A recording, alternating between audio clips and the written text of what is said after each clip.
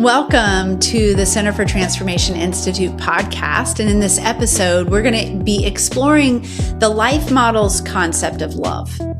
So we're going to cover three things. First, what love actually is. Second, what happens when we experience love and how that impacts us personally and how it can impact our clients as they experience it as well. And then thirdly, how this applies when we are applying it in the practice of counseling and helping others. So if you're new here, I'm Monica with the CFT Institute. We train therapists, counselors, and spiritual leaders in a framework approach that combines neuroscience with faith. Let's dive in. So what is love? From a life model perspective, love is the same as what you would think of, but there's more to it when we think about the neuroscience of it and then combine the faith aspect as well. So typically in culture, love can be, it's thrown around like very shallowly, for lack of a better term. We're very shallow about, I love that blanket. I love my house. I love this food. I love, the way this looks or feels or whatever. And so a lot of times we use that term love, and it's not necessarily talking about an attachment relationship. And maybe what we really mean is I really like this, or this is something that brings me joy or comfort, but it's not necessarily something that I love. And what does it mean to love? We have these romantic experiences as teens and young adults and even in adulthood that give us a thrill of excitement, like a honeymoon period, a falling in love type of experience. And is that love? Is that what love is? Is it that tingling we get inside? Is it the excitement? My daughter is, just 15 and she's really liking the chick flicks or, just to see a romance play itself out. And she says, it makes me feel all bubbly inside. That's what she said the other day. And I thought that was a great way to explain it.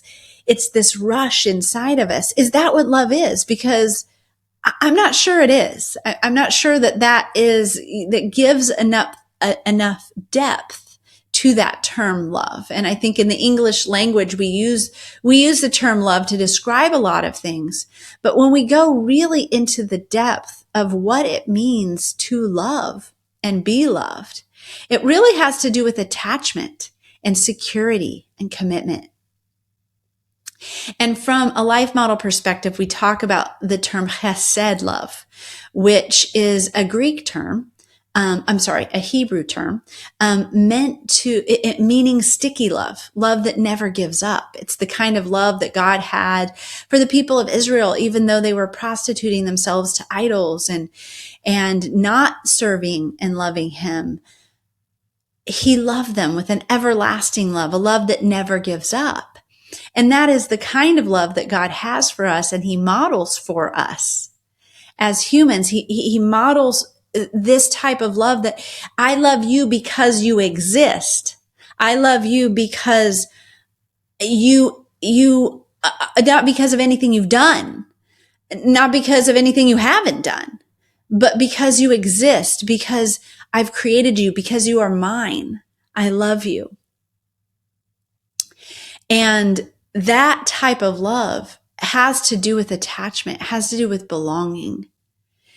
And there's a lot of pain involved with that type of love because I love you because you exist. I attach to you. Then when something happens where you're taken from me or where you do something that causes our attachment to be severed or harmed, or I do something that hurts our attachment, it hurts me very, very, very deeply. We know from a neuroscience lens that attachment pain is the worst pain the brain knows. That every sixth of a second, the brain is looping around the attachment pain. And that's why a breakup is so difficult or a death is so difficult, because we can't really get away from it. It's always there. That pain, it's never ending. Maybe we can go to sleep, and then as soon as we wake up, the flood of attachment pain comes back to us.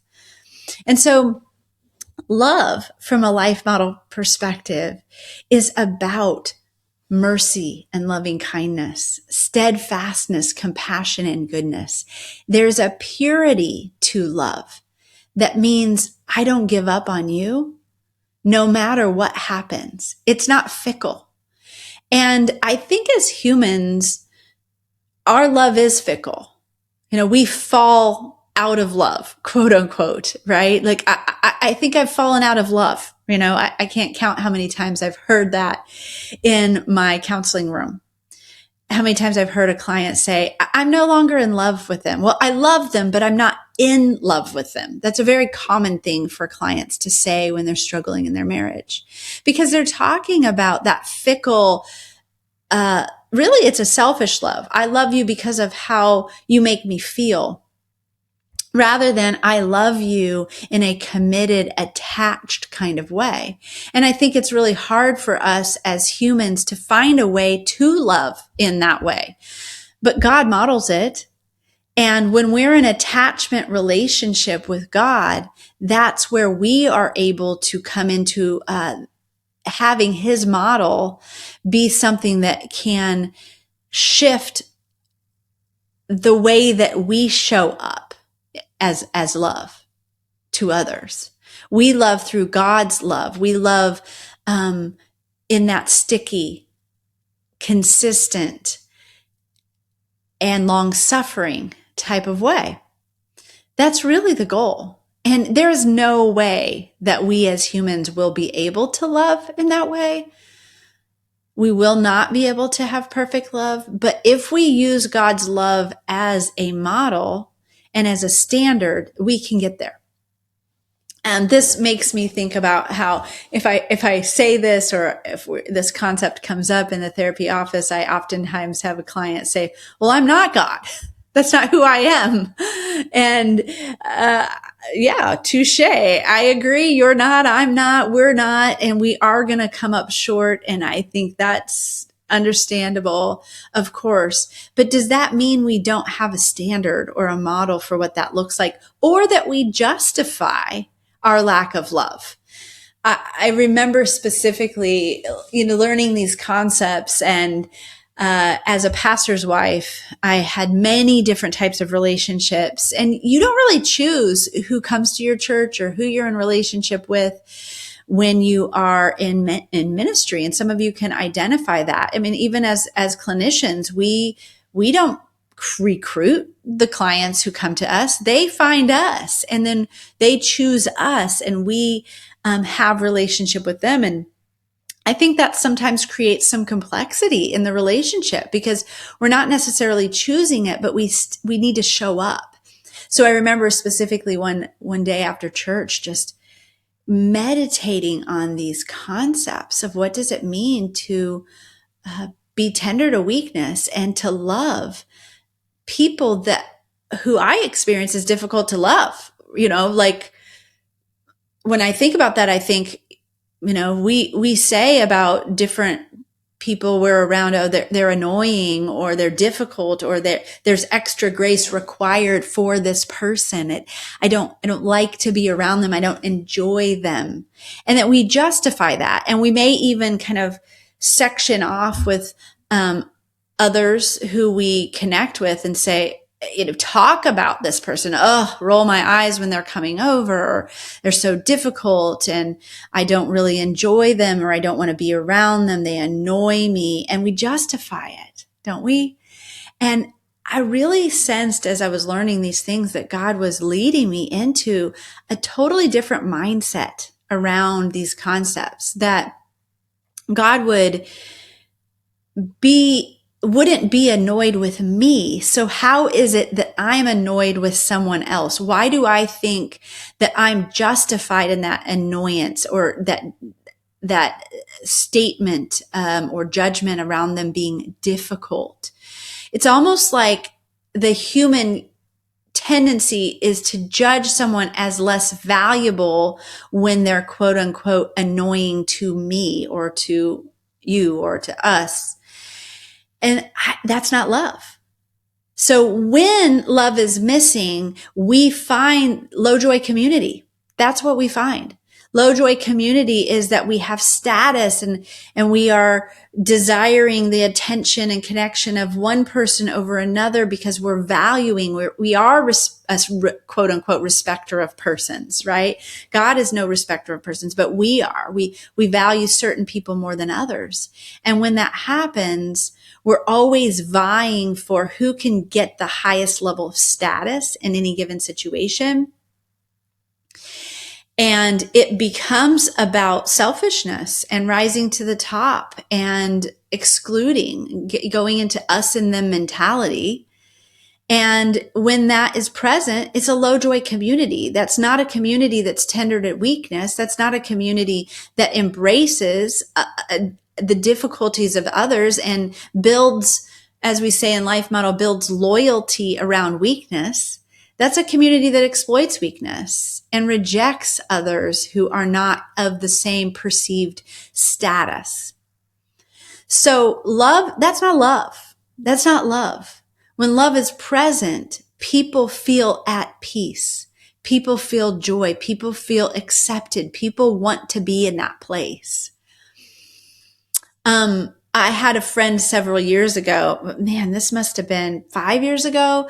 I had a party at my house and there were lots of people at my party, and my friend, he was just moving to town and he was here meeting a lot of my other relationships. And it wasn't, he didn't tell me about this until 6 months later, but when we were practicing Life Model in our community group, he said to me, he said, I didn't understand you.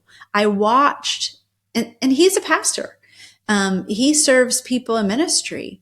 And he said, I didn't understand you. I watched how you were interacting with people. And I thought, why is Monica interacting with people who are so strange, who are so different, as if she's in community with them, as if they are her friends, rather than just someone that she's being benevolent to. And he said, now I get it. Now I understand that this is what we're doing, that we're not trying to faction off into groupings of who's who in our world, who's who in the Christian world, who's who in the work world, who's who in the neighborhood. But we're trying to create belonging and community with others in a high joy way based on God's love, not on our perception of love.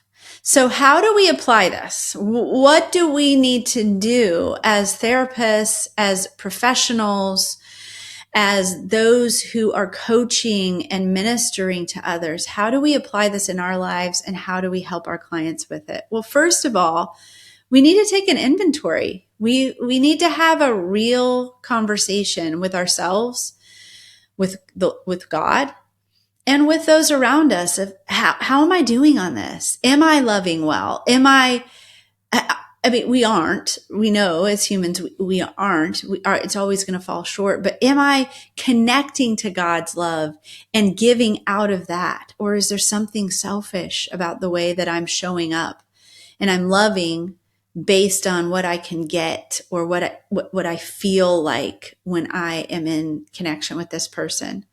Or am I utilizing my relationship with God and my relationship with others as a place of transformation for my own soul?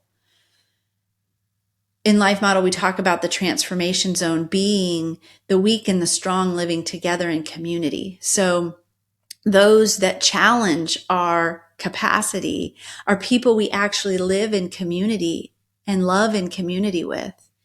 and that we are tender to their weaknesses. We're tender to the difficulties of others. We're not exploiting them. We might be confronting them, but not in a non-relational way.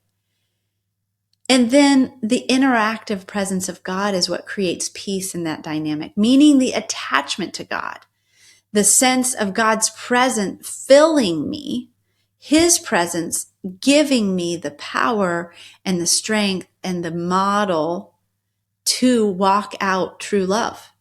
That is how we interact with our communities, how we interact with our clients. And when we do that, our clients can't help but feel loved. And in Life Model, we say, that's a good thing. It's not about a romantic love with a client. That's not what I'm saying at all. What I'm saying is it's about a client coming into our office and feeling accepted just as they are. Unconditional positive regard is what we're trained as therapists. But I would venture to say we can't have unconditional positive regard truly, authentically, genuinely, internally, unless we have God's love in our heart. And it's a beautiful thing when a client says to you, to me, I feel loved here. I feel accepted. I feel seen, heard, known, understood, and valued in this office. That's what we want. So thank you so much for tuning in today. If you want to go deeper with the Life Model and Life Model Informed Therapy and these core concepts, we have a full series of training available at cftinstitute.com. So go ahead, go to that website and start exploring now. And I'll see you in our next episode. Remember, healing spreads when counselors live in joy.